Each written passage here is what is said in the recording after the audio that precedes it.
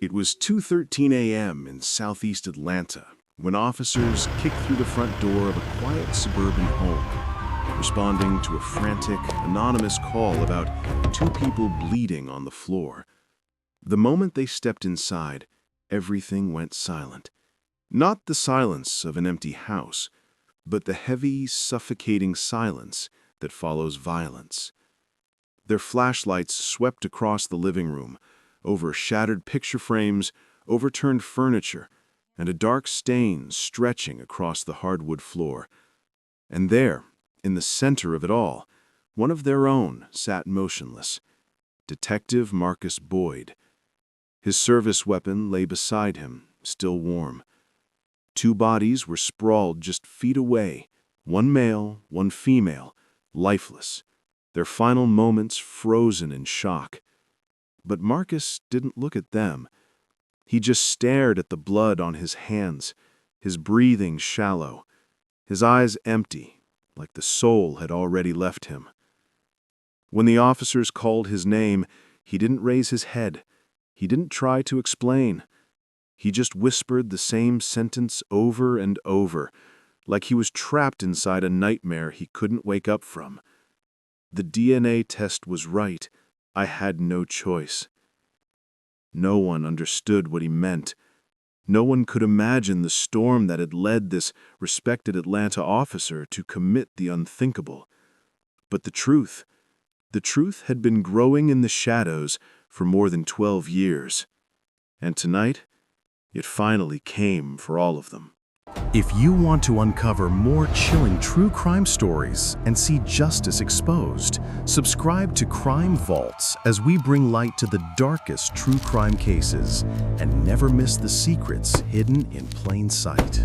Long before that bloody living room in southeast Atlanta, before the DNA test, before the betrayal, before the gunfire, there were two boys who believed they would survive anything as long as they had each other.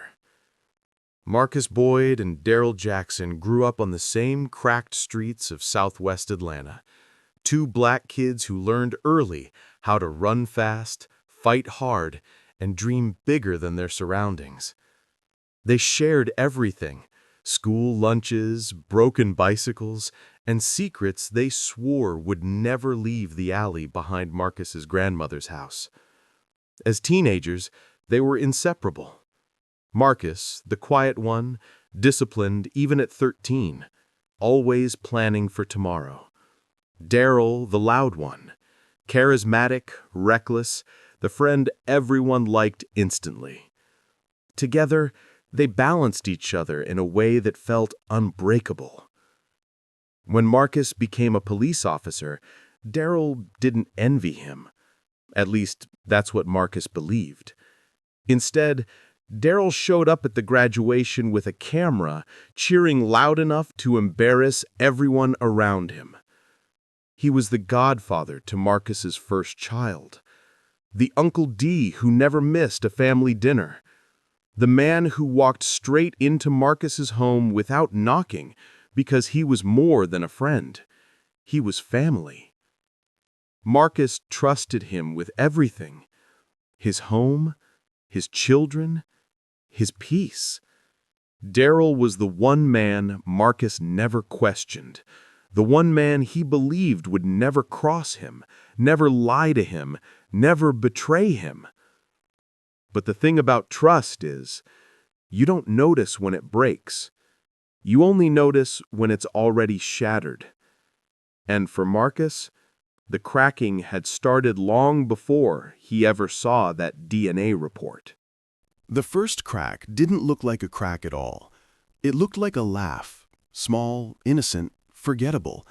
It happened on a Saturday morning barbecue, the kind Marcus hosted every summer.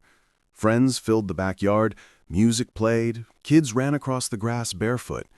And Daryl, as always, was in the center of everything, grilling, joking, holding Marcus's children like they belonged in his arms. Marcus's son, 8 years old, laughed at something Daryl said. A wide, bright smile, dimples cutting deep into his cheeks. Marcus froze. because he had seen that smile before, not on his wife, not on himself, but on Daryl, every day for the last 20 years. He shrugged it off at first. Kids pick up facial expressions from the people around them. That's what he told himself, an explanation easy enough to swallow, until it happened again. A few weeks later, Marcus watched his daughter tilt her head in confusion during homework. The angle of her chin, the narrowing of her eyes, it wasn't his wife's expression, and it wasn't his. It was Daryl's. The strange familiarity kept needling at Marcus, pressing deeper, poking places a father doesn't want to question. But the real shift came the night his wife, Jasmine, joked that their son looked more like Daryl every day. She laughed when she said it. Marcus didn't. For the first time in his marriage, he felt something cold move through him. Not jealousy, not anger, but fear. A fear he couldn't name and didn't want to face. Still, he pushed it down. He trusted Daryl. He trusted Jasmine. He trusted his life. But trust is fragile, especially when the human mind starts connecting dots on its own, dots that lead to places no husband wants to go. That night, long after Jasmine fell asleep, Marcus stared at the ceiling and tried to convince himself he was imagining things. But the truth was already knocking. And the knock would come in the form of a simple package on his doorstep, one that would destroy everything. The package arrived on a Wednesday afternoon. Plain, unmarked, forgettable. One of those promotional Ancestry DNA kits Marcus had ordered weeks earlier, back when he was still laughing, still normal, still sure of his life. He almost threw it aside. Almost. But something in him, the same instinct that could read danger in the eyes of strangers, wouldn't let him ignore it. That night, in the quiet of the kitchen, Marcus swabbed his own mouth, then his son's, then his daughter's. He told himself it was curiosity, a harmless check, a just to see. But he knew. In the deepest part of himself, he knew he wasn't doing this for fun anymore. 2 weeks later, the results came in. Marcus opened the email while sitting in his patrol car during his lunch break. He expected percentages and colorful charts. What he found instead was silence. The kind of silence that steals your breath before you even understand why. Under his name, next to paternity match, the screen displayed a single line. Probability of paternity, 0%. Marcus blinked. The world didn't make sense. The numbers didn't make sense. He felt his chest tighten as if something sharp had lodged itself between his ribs. He refreshed the page. He logged out, logged back in. Same result. Same cold digital sentence cutting through 12 years of fatherhood. 0%. He tested again and again. He ordered fresh kits. He drove across town and paid for a private lab. No loopholes, no chances for error. Every test returned the same truth. A truth he wasn't prepared to face. But the final blow came when he tested his children against Daryl. It took 3 days. 3 long, sleepless days. When the call came, Marcus answered before the first ring even finished. The lab tech's voice was clinical, detached, unaware that his words were about to detonate a man's entire life. "Sir, the paternal match is overwhelming. Statistically, it is nearly impossible for this individual not to be the father." Marcus didn't speak, didn't breathe. His heart pounded so loudly that it drowned out the rest of the technician's explanation.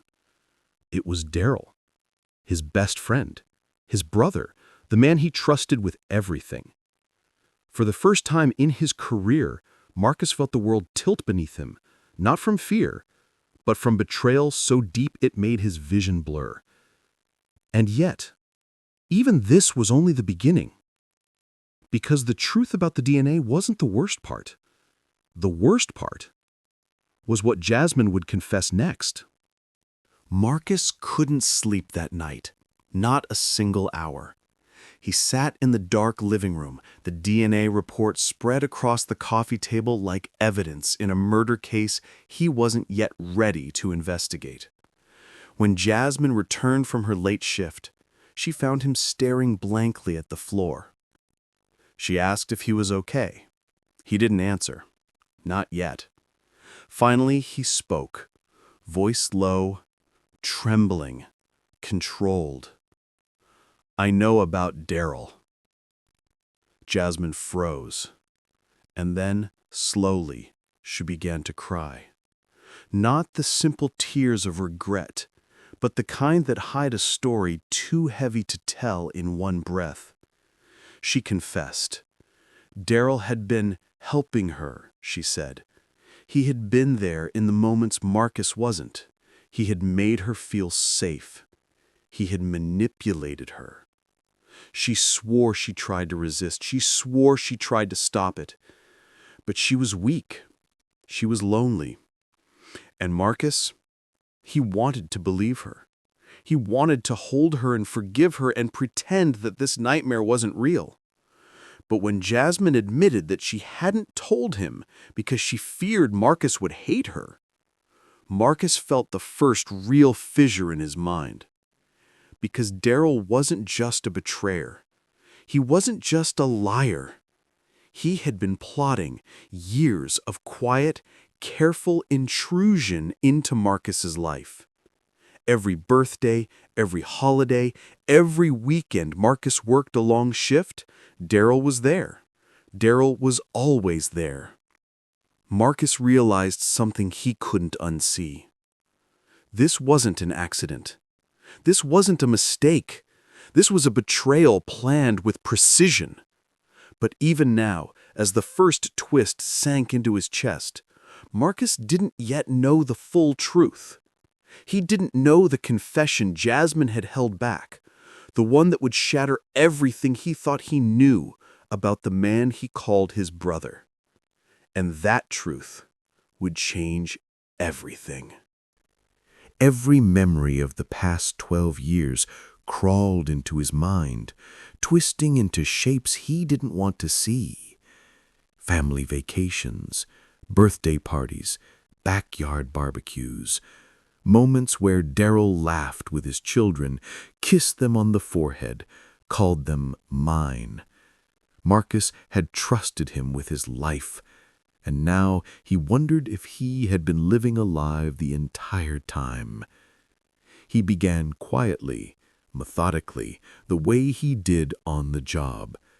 He pulled old phone records, checked texts, reviewed social media posts, went through receipts, dates, times, little inconsistencies no one else noticed. At first, it was frustrating. Coincidences piled on coincidences, but slowly, like a shadow crawling across a wall, the truth began to emerge. Daryl had been careful, almost invisible, but not invisible enough. He had been there, always there, during Marcus's long night shifts. He had been there, always smiling, always joking, always holding Marcus's children just a little too closely. He had woven himself into the family like a ghost no one could see. And then Marcus found something that made his blood run cold. A series of messages between Jasmine and Daryl, dating back almost a decade. Not casual flirting, not a momentary lapse, but a calculated pattern, an emotional invasion designed to slowly, quietly claim Marcus's children as his own. Every smile, every funny moment, every time Marcus had trusted his best friend, it had been part of a plan. Marcus felt something inside him snap.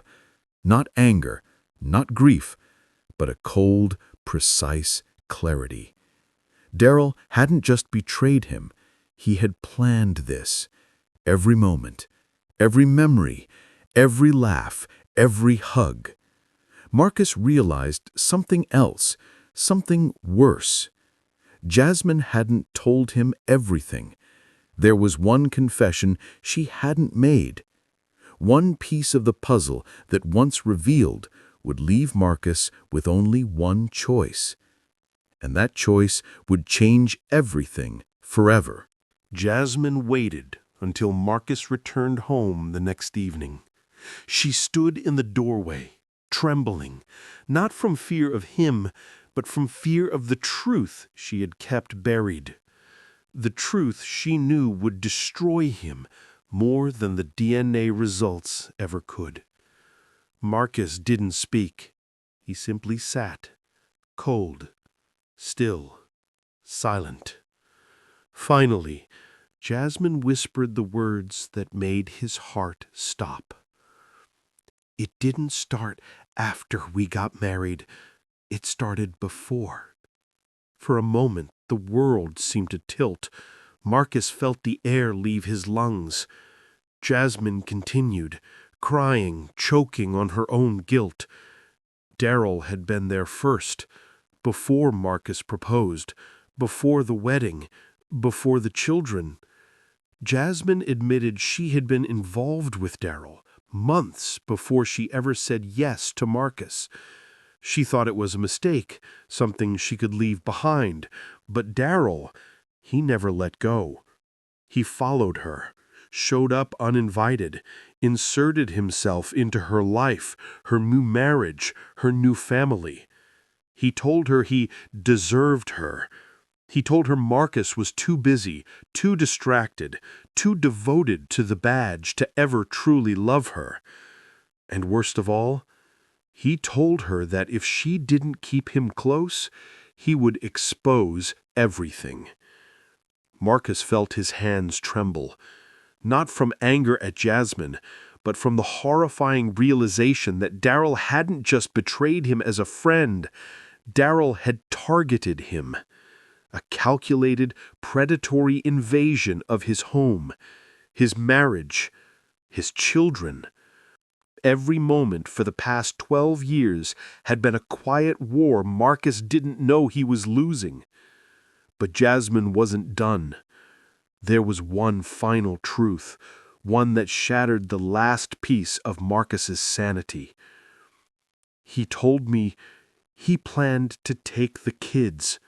He said they were his, and one day he said he'd make sure you were out of the way. Marcus felt something inside him break, quietly, cleanly, like the snapping of a bone, because this wasn't infidelity anymore. This wasn't a mistake or a betrayal. This was an attack, a long, deliberate act of destruction by the man he loved as a brother. And there was only one place left to go, one confrontation that could not be avoided. Marcus stood up, took his keys, and walked out the door.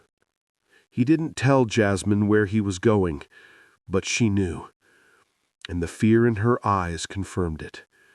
Marcus was going to see Daryl. And that night, Atlanta would never forget what happened next.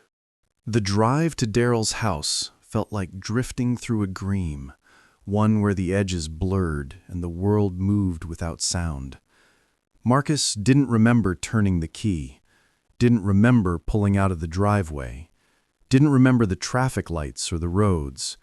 He only remembered the weight in his chest, heavy, cold, final. Daryl lived on the east side of Atlanta in a townhouse he jokingly called his bachelor palace. Marcus had been there hundreds of times. Tonight it felt like enemy territory. The blinds were open, lights on, music low, a bottle of whiskey on the table. Daryl opened the door before Marcus could even knock, smiling the same easy smile Marcus had trusted for 20 years. But that smile faded when he saw Marcus's face. For a moment, neither man spoke. Daryl stepped aside and let him in, cautious, unsure.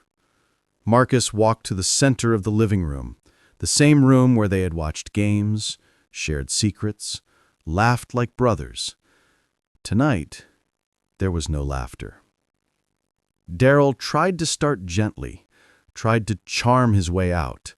He blamed Jasmine. He blamed loneliness. He blamed timing. He blamed everything except himself. Marcus didn't raise his voice, not once. He asked one question. Why my kids? Daryl hesitated, and in that hesitation, Marcus found the truth. Daryl finally admitted it, quietly, almost proudly.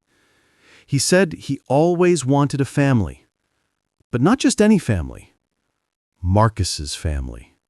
He wanted Jasmine. He wanted the children. He wanted the life Marcus built. He believed he deserved it more. He believed Marcus's long hours as a cop made him unfit. He believed the children were meant to be his. He said it with confidence, with certainty, with a twisted conviction that made something inside Marcus curl into a knot. Marcus whispered, "You planned this." Daryl didn't deny it. Instead, he stepped closer.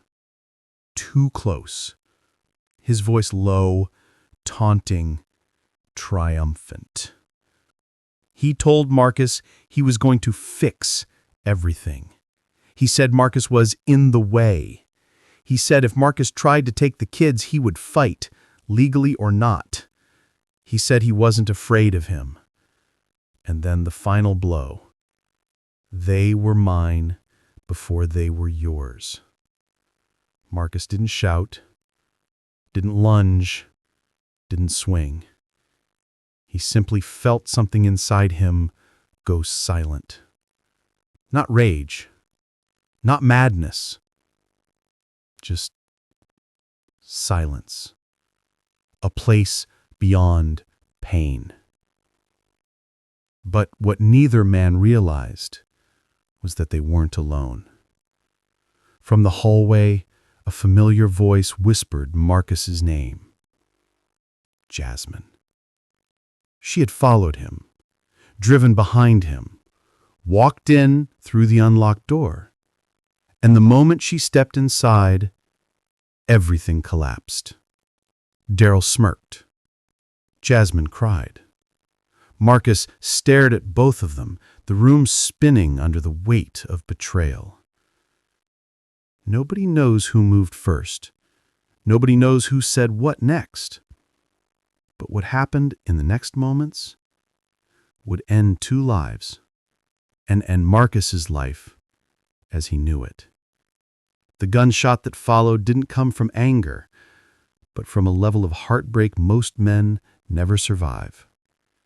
And in the quiet aftermath, Atlanta would wake to a tragedy that started long before anyone pulled a trigger. The night was supposed to be quiet, almost peaceful. But at 2:17 a.m., Officer Marcus Reed's phone lit up with a number he knew too well. The DNA lab supervisor. No one calls at that hour unless something is catastrophically wrong. Marcus answered, half asleep. But the moment he heard the trembling voice on the other end, his body went ice cold. The supervisor cleared his throat, hesitated, then said words Marcus would never forget. Those aren't random samples. Those samples match your best friend, not you. Silence swallowed the room. Marcus sat up fast, the sheets twisting around him like restraints. His heartbeat pounded against his skull. His hands started to shake. He asked again, slowly like maybe he had misheard. "Run that again. Are you saying Darius fathered my kids?" The supervisor whispered, almost apologetically, "Marcus, I ran it 3 times. It's him." In that moment, something inside Marcus snapped. Not loud, not violent, just a quiet internal break. the kind of break that never heals the same way again. He dropped the phone. He stared at the wall. His whole world, his family, his fatherhood, his friendship, all collapsed in a single suffocating instant. And then, the anger began to grow. He didn't drive to work that day. He drove to Darius Cole's house, the man he once trusted with his life, the man he now knew had betrayed him in the deepest way possible. As Marcus pulled up, the neighborhood was quiet. Birds chirped, sprinklers hissed. Life continued, as if the world didn't know he was about to destroy everything in front of him. Darius opened the door with a smile, a brotherly, familiar, irritating smile. "Yo, Mark, you good? You look like you ain't slept." Marcus stared at him, not blinking, not speaking, just watching the man who had stolen what mattered most. Darius stepped back, letting him inside. The house smelled like cologne and fresh coffee, the same coffee Marcus used to drink when they'd hang out after shift. Old memories rushed at him, laughing together, bleeding together, trusting each other with their lives, and suddenly every good memory felt poisoned. "Marcus, what's going on?" Darius asked, finally sensing the tension. "You're scaring me." Marcus sat down at the kitchen table. Slow, controlled, his voice steady, but deadly. "DNA results came in last night." Darius froze. For a second, the room felt smaller, tighter. He tried to force a laugh, but his voice cracked halfway through. "DNA for what?" Marcus didn't break eye contact, not once. "For my kids." That's when Darius stopped breathing. Just for a moment. A small hesitation, so small most people wouldn't notice. But Marcus noticed everything. Darius swallowed hard, his hands starting to tremble ever so slightly. And what did they say? Marcus leaned forward, his voice dropping to a whisper. "They said my best friend is their father." Silence. The kind of silence that crushes your chest. Darius didn't deny it. He didn't scream. He didn't curse. He just closed his eyes. A soft exhale escaped his lips, like a man caught before he could run. Marcus felt his stomach twist. That one reaction, that one tiny moment of acceptance confirmed everything. "You did this to me," Marcus said, his voice shaking not with fear, but with rage. "You betrayed me, and you betrayed them." Darius raised his hand slightly, trying to calm him. "Marcus, listen. It's not what you think, I swear. There's more to this." But Marcus cut him off. "No, there's only one thing that matters." The chair scraped the floor as Marcus stood. "Tell me how long you've been sleeping with my wife." Darius stumbled backward, panic rising. His mouth opened, but no words came. His silence was worse than any confession. And in that instant, Marcus knew the truth. This wasn't an accident. This wasn't a one-time mistake. This was a years-long betrayal woven right into his home, into his children, into his identity. Marcus took a step closer. Darius took one back. Two men once closer than brothers, now standing on opposite sides of a line that could never be crossed back. In Darius's eyes, Marcus saw fear. In Darius's eyes, Marcus saw intent. Because this conversation, at this kitchen table, wasn't the end. It was the point of no return. Darius's house felt frozen in time. the air thick, every second stretched thin. But neither man expected what came next. The front door opened.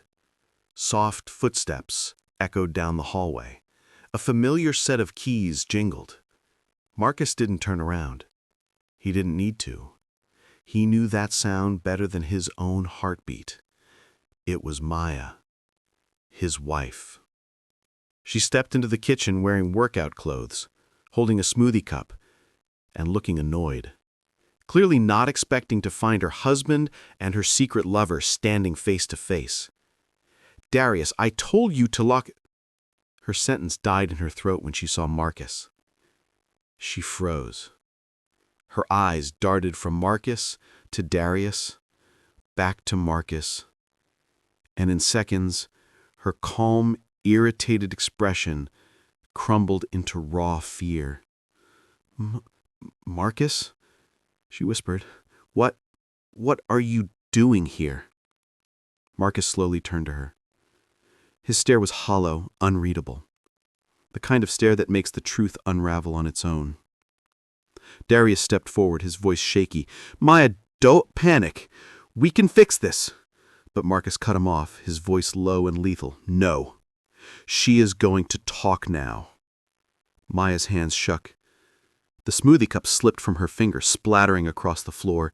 She didn't even react to the mess. "Maya," Marcus said. "DNA results came last night." Her breath caught. Her lips trembled. And Marcus saw it, that same tiny pause he saw in Darius. Guilt. Recognition. Fear. He stepped closer, stopping just inches away. "The test says the kids aren't mine." Maya's face collapsed. Tears formed instantly.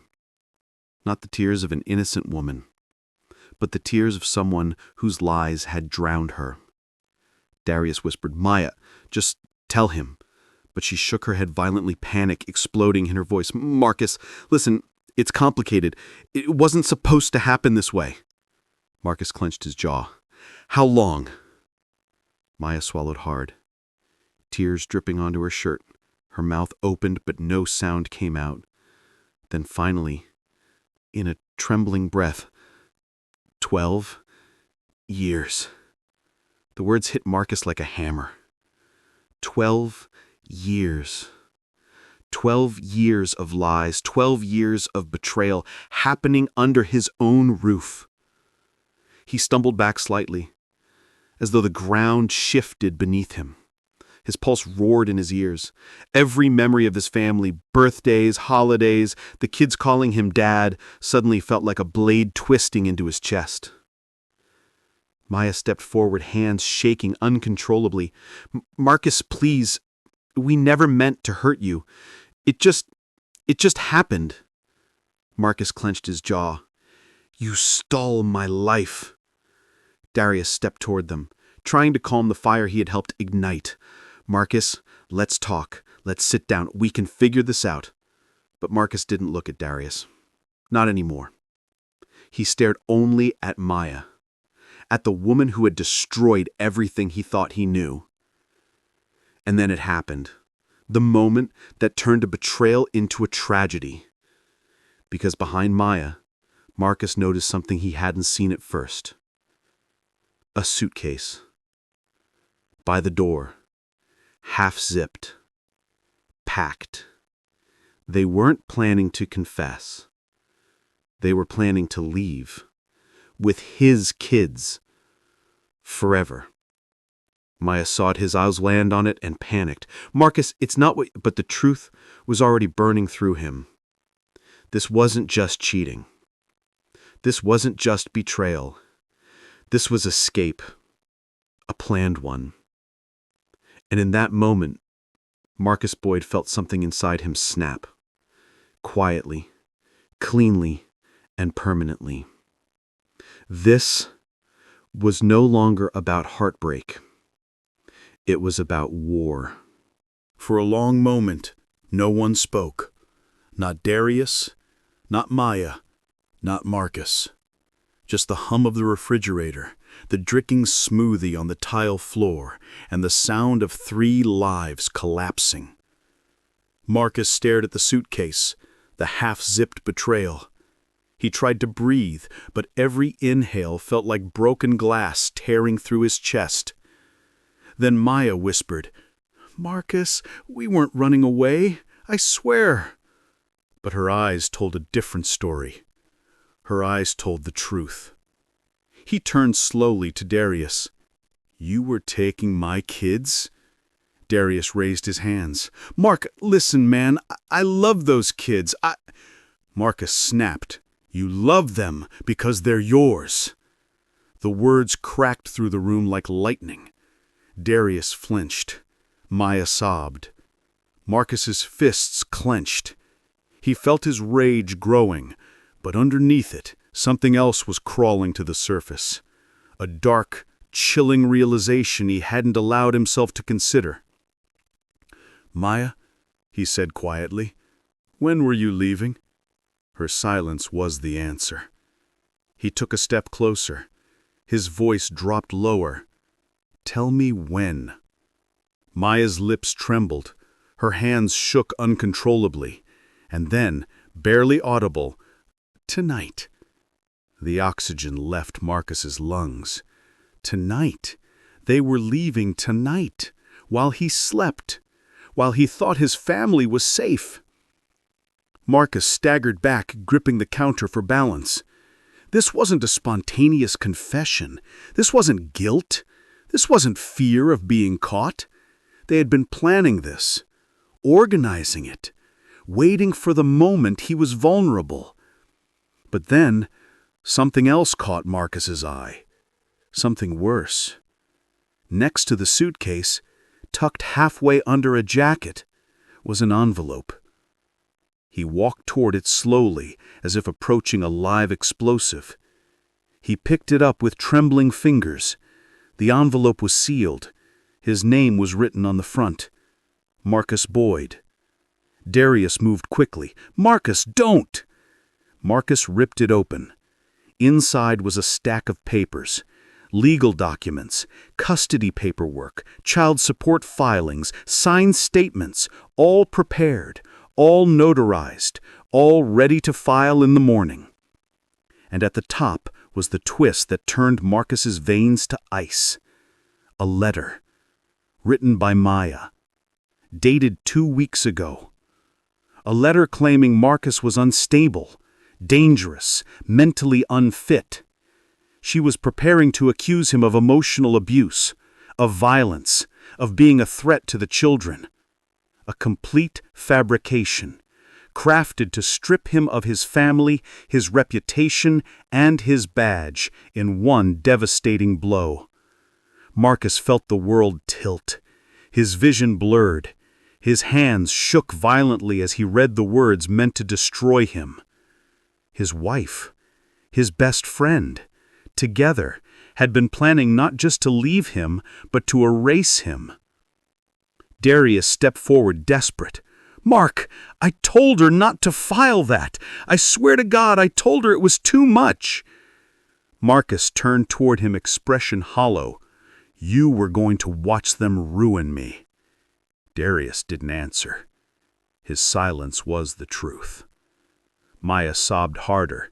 "You weren't supposed to see that yet. You weren't supposed to—" Marcus's voice dropped into a place beyond pain, a place colder than anger, deeper than betrayal.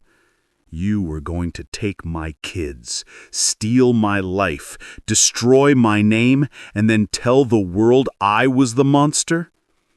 Maya fell to her knees. Darius looked like a man trapped in a fire he started himself. And Marcus, standing over both of them, felt something inside him go quiet. Completely, terrifyingly quiet. They weren't running out of guilt. They were running because they were preparing to bury him alive. And Marcus Boyd finally understood the truth. They hadn't left him any other choice. The papers slipped from Marcus's hand and scattered across the floor. legal traps, signed lies, a future engineered to destroy him. They fluttered like dead leaves around his feet. Maya crawled toward him, tears streaking down her face. "Marcus, please, listen to me. We were scared. We didn't know how to tell you. We thought—" He stepped back. Her reaching hands froze in the air. Darius moved toward her, putting himself between them, protecting her, shielding her. That one motion, that one instinct, stabbed Marcus deeper than any knife could. Darius wasn't afraid of losing Marcus. He was afraid of losing her. Marcus's breath shook. His eyes burned. Not with tears, but with a truth too heavy for any man to carry. "You were going to take my children," he whispered. "Take my home, my career, my name." Darius swallowed. "Marcus, listen, we messed up. We're not denying that. But killing us won't fix anything. You're a cop, man. Think clearly." That word, cop, landed wrong. Because in this moment, Marcus wasn't a detective. He wasn't a trained officer. He wasn't even a husband. He was a man stripped to the bone. Maya sobbed harder. "Marcus, please, we can get help. We can talk to someone. We can—" "Help," Marcus murmured. "Talk." He pointed to the letter. "To the document saying I'm mentally unstable, dangerous, unfit?" Maya covered her face in shame. Darius looked away. Marcus's voice cracked for the first time. "How long have you been planning to get rid of me?" The silence was the real answer. Then, a knock on the door. 3 soft taps. Everyone froze. Darius's eyes widened. He whispered, "She wasn't supposed to come yet." Marcus turned sharply. "She?" Another knock, this time louder, impatient. Darius and Maya exchanged a panicked look, a look Marcus recognized immediately, a look people share when something they've been hiding is about to be exposed. Marcus stepped toward them. "Who is outside that door?" Neither spoke, neither blinked, neither breathed. Then, from behind the door, a woman's voice. "Maya, Darius, open up! We need to finish the paperwork before the clerk's office closes." Marcus felt his blood run cold. That name, that voice, that implication. They hadn't just hired a lawyer. They had a family court worker actively helping them finalize documents, documents meant to paint him as a threat, documents meant to trap him permanently. She was here early, to witness the final signatures, to make their plan official. The betrayal wasn't emotional anymore. It wasn't personal. It was systemic. Marcus lunged for the envelope on the floor, ripping through its pages, and there it was, a temporary protective order, filed, awaiting judge approval.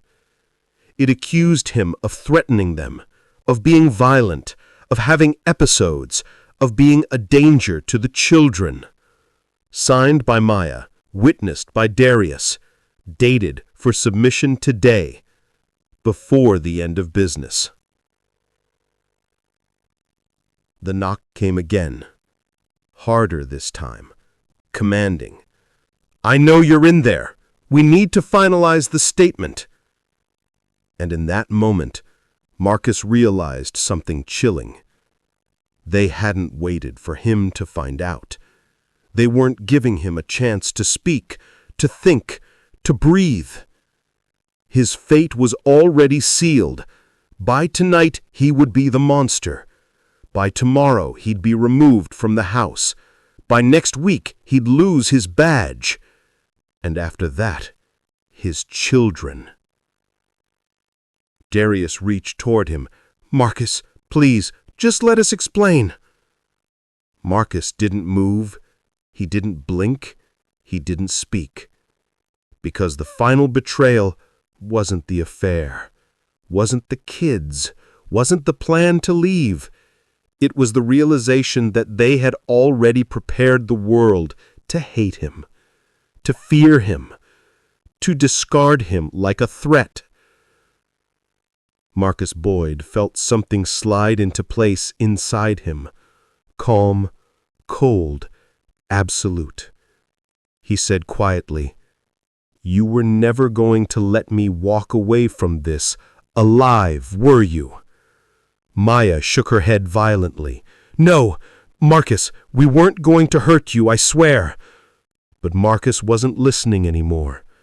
His eyes drifted toward his holster, toward the weapon he had never imagined turning on people he once loved. The knocking turned into pounding. "Open the door, now!" Darius moved between Marcus and the gun. "Mark, don't do this. I'm begging you. You're not a killer." Marcus's face went blank. The gun cleared the holster with a sharp, metallic whisper, a sound that sliced through the room louder than any scream. Darius lunged first, not to attack, to stop him, to save him. But Marcus had already crossed a threshold no one could pull him back from. A deafening blast ripped through the kitchen. The recoil kicked. Darius staggered backward, hands clutching his stomach, shock freezing his face. Maya shrieked his name as Darius collapsed, knees buckling, body hitting the cold tile with a heavy, final thud. The first murder. The brother he trusted. The betrayer he loved. Gone in an instant. The echo of the gunshot rang in Marcus's ears as if time had cracked in half. But he didn't drop the weapon, didn't falter, didn't regret. Miss Harris hid behind the shattered door, trembling. Maya crawled to Darius's body, crying uncontrollably, pressing her hands over the wound as blood spread beneath them. But Darius wasn't moving, and Marcus wasn't done.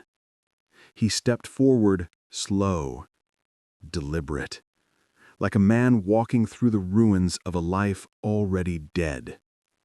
Maya looked up at him with wide, terrified eyes. "Marcus, please don't." Her voice was barely a whisper. Her hands were covered in the blood of the man she chose over her husband. Marcus pointed the gun at her. His voice was hollow. "You were willing to destroy me."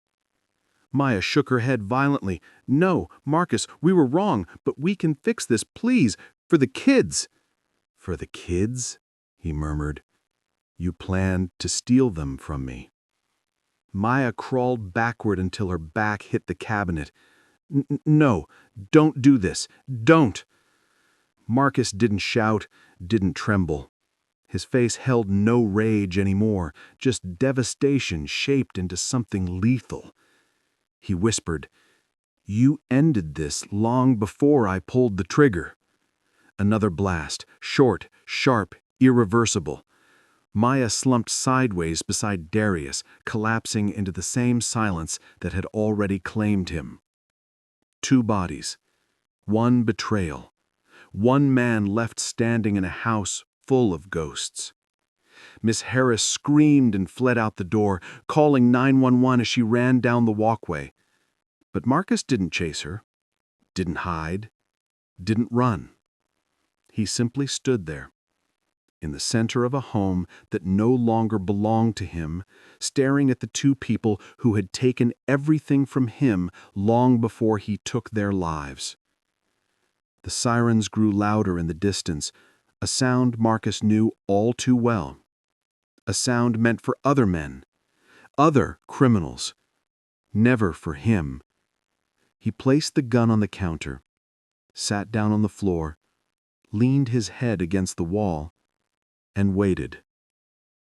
Not with fear, not with relief, but the hollow acceptance of a man who finally understood the most tragic truth of all. Betrayal doesn't always kill you. Sometimes it forces you to kill everything you once loved. Red and blue lights flashed through the windows as officers flooded the house. They shouted commands, weapons drawn. Marcus didn't resist, didn't speak, didn't lift his hands until they ordered him to. And when they finally let him out in handcuffs, the neighbors watching, the children asleep upstairs unaware of the carnage below, Marcus walked calmly into the patrol car, a man whose world ended long before the gun ever fired. If you want to uncover more chilling true crime stories and see justice exposed, subscribe to Crime Vaults as we bring light to the darkest true crime cases and never miss the secrets hidden in plain sight.